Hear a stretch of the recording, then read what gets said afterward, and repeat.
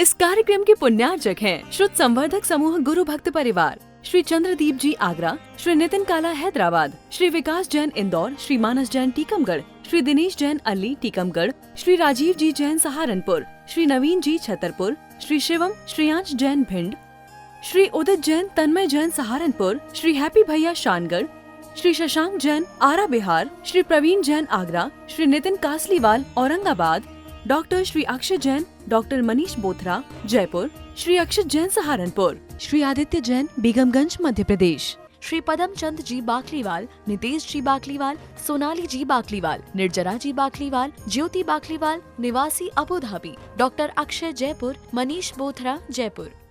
कोई भी राजा आज तक कमाई करके राजा नहीं बना। बताओ आप कौन सा राजा कमाई करके बना है और कमाई किए बिना नहीं बना। राजा बनना है तो पुण्य की कमाई करना पड़ेगी, और जिसने पुण्य की, राजा जन्म लेता है, राजा बना नहीं जाता, ध्यान रखना। राजा कभी बना नहीं जाता, राजा तो पुण्य से बनता है, और वह राजा अपना पुण्य इतना लेके आता है। वह पुण्य कैसे एकत्रित किया जाता है, यह बोला, सम्यक दर्शन ग्रहण करने से जीव के परिणामों की वह विशुद्धता जो उसको अनंत भवों में पुण्य का कारण बनती है, और वह उसे अनेक राज्य पद, क्या यानी अनेक ऐसे पद जो जीवन में सामान्य लोगों के लिए दुर्लभ होते हैं, वे सारे पद सम्यक दृष्टि के लिए सुलभ से सुलभ हुआ करते हैं। इसलिए माँ, मंदिर आने से पाप लगता है ना, देवशास्त्र गुरु की चरण को छोड़ना अच्छा लगता है ना। देवशास्त्र गुरु की चरण में जिसको पुण्य दिखाई ना दे, उसको जगत में कहाँ पुण्य मिलने वाला है। इसलिए चाहे युवा हो रुपेश, सबके पास भेज दिया करो। देखो, ये जिनेंद्र भगवान की देशना है, एक के भी कान में पहुंच गई ना। जोशी जी, आप जरूर यहाँ बैठे हैं, अगर यहीं बैठे बैठे आप जो कार्य कर रहे हैं, आदित्य जो ये कार्य कर रहे हो, नीरज, ये कार्य आप सोच रहे हो कि ये हमारा काम है, इतना करके करोगे तो कोई काम नहीं बनेगा। इतना अगर विश्वास कर लिया कि देखो, ऐसे यदि यह देशना जिनेंद्र भगवान की लोगों तक पहुंच जाए तो एक का भी कल्याण हो जाएगा, तो कितना फल आपको मिल जाएगा। हाँ, कई बार यही लगता है कि ये सब व्यर्थ है। हाँ जी, जिनेंद्र भगवान के वचन, कोई मरणासन स्थिति में हो, सुरेंद्र जी, मरणासन स्थिति में हो और एक औषधि, एक इंजेक्शन मिल जाए, बच जाता है कि नहीं। ऐसे ही जिनेंद्र भगवान का वचनों का एक शब्द गौरव, यह परम औषधि है जो इसको अनंत भवों में जन्म मरण के रोग से अथवा मरण से बचा सकता है। अखिलेश, एक वचन, इसलिए लगता ये है कि हम क्यों कर रहे हैं ये सारे चीजें, क्यों बोलना पड़ रहा है इतना, यानी एक के पास जिन वैणम मोस वैणम, जिनेंद्र भगवान की वचन ही जीवन की परम औषधि हुआ करते हैं। देखना, इतना यदि ये जो आज का प्रवचन है ना, अगर ये सत्य रूप से बार बार सुन लिया जाए हिमांशु, तो आदमी डिप्रेशन में नहीं जा सकता, तनाव में नहीं आ सकता। मैंने पूर्व में किया था उसको नहीं सुधार सकता, ये बात निश्चित कर ले, और ये निश्चय कर ले कि भविष्य में मेरा सुंदर भविष्य अभी के वर्तमान के परिणामों से होगा। मैं क्यों रोऊं, क्यों हीन भावनाओं में, दीन भावनाओं में जाऊं, वर्तमान संभालूंगा, नियम से मेरा भविष्य सुंदर ही सुंदर होना है। इसलिए पहली चीज माँ, सम्यक दर्शन शुद्धा, क्योंकि साकार की बात कर रहा हूं मैं आपसे, अभी अनागार की बात, मुनिराज बनने की बात नहीं कर रहा हूं। तो सबसे पहला यदि कोई कार्य करना है तो अपने सम्यक दर्शन को शुद्ध कीजिए। दृढ़ता, जिन धर्म अच्छा ना लगता हो तो बिल्कुल मत कीजिए, अगली बार नहीं मिलेगा, चिंता नहीं कीजिए। वे, मैंने कहा, बहुत लंबी लाइन है, यानी इतनी लंबी लाइन है, इतनी लंबी लाइन है, और कर्म भूमियां बनने के लिए तो देव भी लाइन में लगे। ध्यान दीजिए, कर्म भूमियां, भोग भूमि में तो मनुष्य ही जाता है, आपकी लाइन वहां पे हो सकती है, वो भी सामान्य नहीं जाता है। भोग भूमिया में भी कोई जाता है, तो निर्ग्रंथ गुरुओं को दान देने वाला व्यक्ति ही भोग भूमियों के भोगों को भोग पाता है। और देवों की यदि कोई लाइन है तो वह मनुष्य बनना चाहती है, जो सम्यक दृष्टि हैं मनुष्य, और नहीं तो सारे देव ही तो मनुष्य ही बनना चाहते हैं। कौन तिर्यंचों में जन्म लेना चाहता है? नारकी तो बनना कोई चाहेगा ही नहीं, तिर्यंच बनना चाहेगा नहीं। सारे देवों की लाइन हिमांशु कहाँ पर दृष्टि है? जल्दी खाली करो, जैसे तुम लोग भैयावृत्ति में करते हो।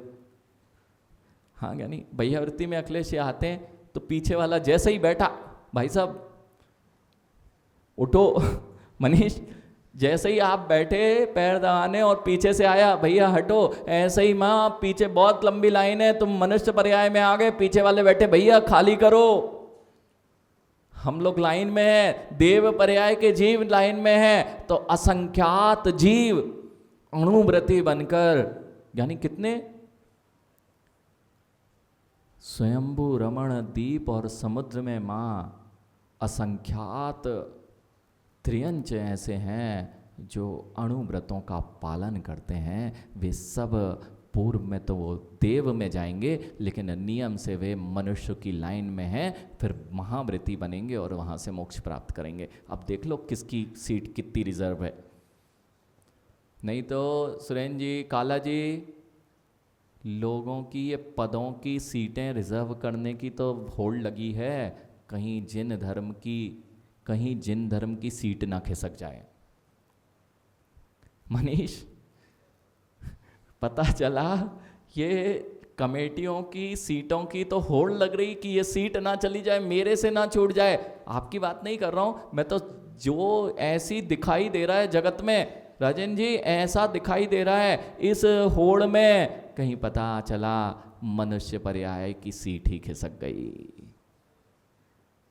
हाँ, स्वभाव मार्दमम चा, यानी माँ तत्वार सूत्र पढ़ा ना, उसमें एक सूत्र है छोटा सा, स्वभाव, कितने गहरे रहस्य भरे पड़े रहते हैं, आप सोच ही नहीं पाते हैं। वह तत्वार सूत्र आपने अनेक बार पढ़ लिया, उसमें लिखा है स्वभाव मार्दमम चा, और हम मार्दव को तो दूरों दूर, इससे तो हमारा कोई नाता ही नहीं है। हम किसी के सामने झुक जाए, हम किसी के सामने विनय से बात कर ले, इससे हमारा कोई नाता नहीं है। तो नियम से पद, जो मनुष्य पर्याय का पद है, यह तभी मिलता है जब स्वभाव मार्दव होता है। सबका मार्दव स्वभाव है ना, अकड़ के तो नहीं चलते, अकड़ के तो नहीं चलते, यानी झुकते वही हैं जिनमें जान होती है, अकड़े रहना तो मुर्दों की पहचान होती है। अखिलेश, झुकता वही है जिसमें जान होगी, नहीं तो किसी मुर्दे को झुका के देखना, वह तो अकड़ के ही चलता है। अकड़ के चलता क्या, झुक ही नहीं सकता है। ऐसे ही जिनकी किसी भी पद की लालसा में गर्दन हमेशा अकड़ी रहती है, चाल हमेशा अकड़ी रहती है, वे जीते जी भी किसकी पहचान कराते हैं।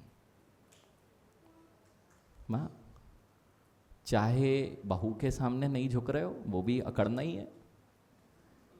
हाँ, हम दूसरे पे तो लगा लेते हैं तुरंत, काला जी तुरंत दूसरे पे गाड़ी घूम जाती है, लेकिन जब हमारे अंदर में ये भाव आते हैं तब हम संभल नहीं पाते हैं। इसलिए आपके कितने भी परिणाम कैसे ही हो, अरे आज ही तो भगवती आराधना में महाराज जी प्रकरण आया था, ये सब परिवर्तन क्यों हो रहा है संसार में, लोक भावना में, यह सब परिवर्तन संसार में, जिस जो बहू बनी है वही तो आगे आके सास बनेगी और सास को पर कष्ट देगी। हाँ, आप पुराणों को पढ़ते रहे और नहीं समझे, जो जिसके प्रति तुम्हारे दुश्मन है वही तुम्हारा बेटा आके बन जाएगा, अब तुम झेलो उसको। पढ़ लो पुराण ग्रंथ और फिर भी नहीं समझो मत संभलो, नहीं समझो तो मत संभलो, और संभले नहीं तो फिर कुछ लोग अखिलेश जल्दी समझते नहीं है। देखो, हाँ, सीधी सीधी नहीं समझते, तिरछी तिरछी समझते। तो कुछ लोग यहाँ समझ जाएं तो बहुत अच्छा है, नहीं तो नीचे समझाने वाले और हैं। हाँ, लातों के भूत, भैया शांतिलाल जी, अपन कौन से वाले हैं, अपन यही निर्धारित कर लें तो बहुत अच्छा हो जाएगा। हम कहीं जिन धर्म में आके, वो पता चला जिन धर्म में आए और हिमांशु और लिखा तो गया जीवों के आगे, नाम के आगे। कोई चले गए स्वर्गवासी, पता चला वे लातों के भूत थे। मुनिराज समझा रहे थे, वे तो मान नहीं रहे थे। और गए कहाँ ज्ञानी? हाँ माँ, हाँ माँ, किसी को दूसरे को मत देखना, मत देखना, मत देखना, अपने परिणामों से मिलना। कहीं हम भी वही लातों के भूत तो नहीं है कि समझा समझा के गुरु परेशान हो गए कि ऐसा नहीं करो, ऐसे भोगों की ओर आसक्त मत रहो, इस प्रकार की प्रवृत्ति नहीं करो। लेकिन हम तो वहीं जाते हैं और फिर जब वही करता है बच्चे, माँ बच्चे वही काम करें तो क्या करते हो? झांझी जी, मनीष, बच्चे वही काम करें तो क्या करते हो? 2 झापड़ लगाए इनने और शांत बिठाल दिया। होता है ना झांझी जी?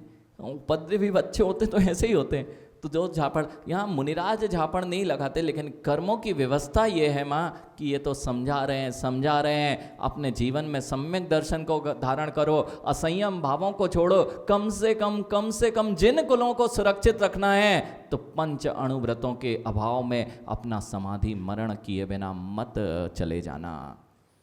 लेकिन नहीं बनते भाव।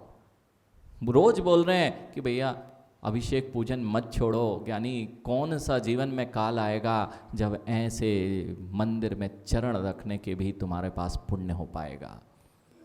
मत छोड़ो अभिषेक, मत छोड़ो अभिषेक, मत छोड़ो दान की कोई भी प्रक्रिया। गुरु ये देखना दुर्लभ होता है। कल मैंने आपसे कही थी बात मनीष कि गुरुओं के चरणों में जितनी आसानी से आपको मिल जाते हैं, लोग दूर से हाथ जोड़ने में भी संकोच को प्राप्त होते हैं, क्योंकि पुण्य इतना नहीं है। और आ भी जाएं तो इतने भक्ति से। नरेंद्र जी, कई बार बिहार में, यानी तुम चल रहे थे जब अपन कुंडलपुर के जहाँ वहाँ से निकले थे, जो शिखर जी से पन्ना के रास्ते में जब अपन गए थे, तो बहुत दूर दूर से गांव में, खेतों में बहुत सारे गरीब लोग थे। याद है? तुम शायद मेरे साथ ही चल रहे थे उस समय। और वे सारे माँ, बहुत दूर झोपड़ियाँ थी, यहाँ पहाड़ था और इस साइड रोड थी, और बहुत दूर खेतों में अंदर जाके बहुत सारी झोपड़ियाँ बनी थी। और जैसे ही झोपड़ियों वालों ने देखा कि कोई संग जा रहा है, माँ वे तो अपने बच्चों को ले लेके दौड़ी। महिलाएं थीं और बच्चों को ले लेके, याद हो शायद तुम्हें कि वे बच्चों को ले लेके दौड़ी कि महात्मा जा रहे हैं, महात्मा जा रहे हैं, महात्मा का आशीर्वाद मिल जाएगा रुपेश, तो हमारे बच्चों का सुंदर भविष्य हो जाएगा। अब देख लो, अब यहाँ रह के भी हम उन्हें नहीं पहचान पा रहे। और वह दूर से जैसे ही दौड़ दौड़ के आ रहे थे, उनसे मिलना। एक जन तो कहता है, हाँ जी, कर्नाटक की बात है, हम लोग जंगल निहार करके आए और हम थोड़ा पहले आ गए। वो अजैन व्यक्ति था, कहता अहो भाग्य हमारे, आज तो धरती पे ही भगवान मिल गए। और जो श्रावक खड़ा था माँ, उससे बोलता है, क्या हम भगवान के पैर छू सकते हैं क्या? यानी तुम्हें मिल गया है और तुम उसकी कीमत नहीं कर पाते हो। इसलिए माँ, सही तो सब समझ में आता है, लेकिन कुछ लोग बातों से कहाँ मानते हैं। माँ, घर में विवाद मत छोड़ो, बातों से नहीं मानते आप, समझाने से नहीं मानते। घरों के विसंवाद मत छोड़ो, कमेटियों के, समाज के अलगाव और भिन्नताओं को मत छोड़ो। यानी बातों से आप कहाँ मानते हो, बातों से कहाँ मानते हो? क्यों करना पड़ता है महाराज जी? ऐसा नहीं करें, समाज में यही स्थितियां हैं। हम समाज में मीटिंगों में एक दूसरे पे चढ़ बैठते हैं, घरों में हम एक दूसरे से विसंवाद करते हैं। मत मानो बातों से। पांड्या जी, सरलता में जो मान जाते हैं वे बच्चे पिटाई नहीं खाते हैं। ज्ञानी अखिलेश, वो सौख्य में ना रुपेश, बातों से जो मान जाते हैं, अतुल्य और अनेकांत, बेटा उपद्रव करोगे, ज़्यादा उपद्रव करोगे तो क्या होता है? पिटाई होती कि नहीं? इन सबको समझा दो। देखो, जैसे आप हमें उपद्रव करने पे दंड देते हैं, कैसे ही ऐसे ही तुम्हारे मानव जाति के उपद्रव तुम्हें कहीं दंड के भागीदार ना बना दें। अरियंत बेटा, अपना जीवन इतना सुंदर जियो जैसा तुम्हारा नाम है ऐसा ही कुछ काम हो जाए, जहाँ सही में अरिहंत अवस्था मिल जाए, तब तो अरिहंत नाम रखना सार्थक है। नहीं तो मैंने कहा ना, बातों के भूत।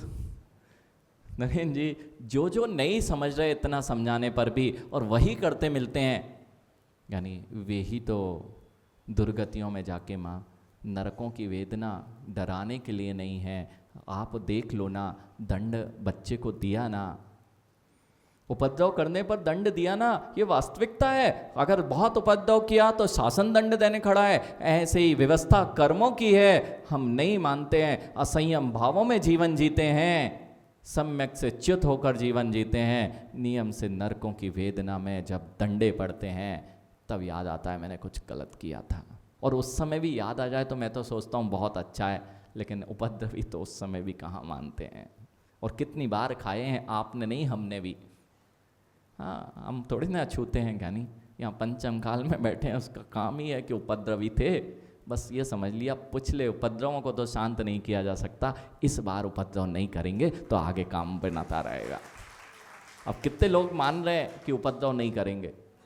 देखो हम समझा तो रहे हैं, उपद्रव अर्थात माँ कम से कम सम्यक दर्शन, दान, पूजा, ये जो 6 आवश्यक हैं, बहुत बढ़िया अरिहंत। अगर ऐसे युवा, देखो माँ उसने जिस स्फूर्ति से हाथ उठाया है, ये बच्चों को समझाना बहुत सरल है जगदीश जी, लेकिन जो बड़े हो जाते हैं, अकड़ जाते हैं, देखो पेड़ अकड़ जाए तो दगाल टूटती तो है लेकिन मुड़ती नहीं है। इसलिए हम संयम भावों में जीना, ये आपके भविष्य का निर्धारण करेगा कि हमें क्या मिलना है। सागार और अनगार के नाम से जितने लोग आज ये भावना भी प्रारंभ कर देंगे कि मैं जैन कुलों के अतिरिक्त कहीं कोई अशुद्धि अपने जीवन में नहीं आने दूंगा, और यह भाव कर लेंगे कि मैं संसार शरीर भोगों में अतिरिक्त अपना भाव नहीं ले जाऊंगा, मेरा जीवन चलाने के लिए मेरे पास बहुत कुछ है, अब मैं भविष्य की चिंता करूंगा। और कम से कम नहीं बन पाया मुनि, नहीं बन पाया महाव्रती, तो अपने जीवन में अणुव्रतों को लेकर जरूर मरण करूंगा। इतना कर लिया ना माँ, तुम्हें भगवान बनने से कोई नहीं रोक सकता। ठीक है? कितने लोग आज ये भावना बातें हैं कि हम ऐसे ही जीवन जिएंगे जैसा आज आपने बताया है। कर लो माँ भावना, तो भाई लो, उठा लो हाथ। और अभी भी नहीं उठा पाए तो उपद्रवी बैठे रहते हैं और दंडे वाले बैठे हुए हैं।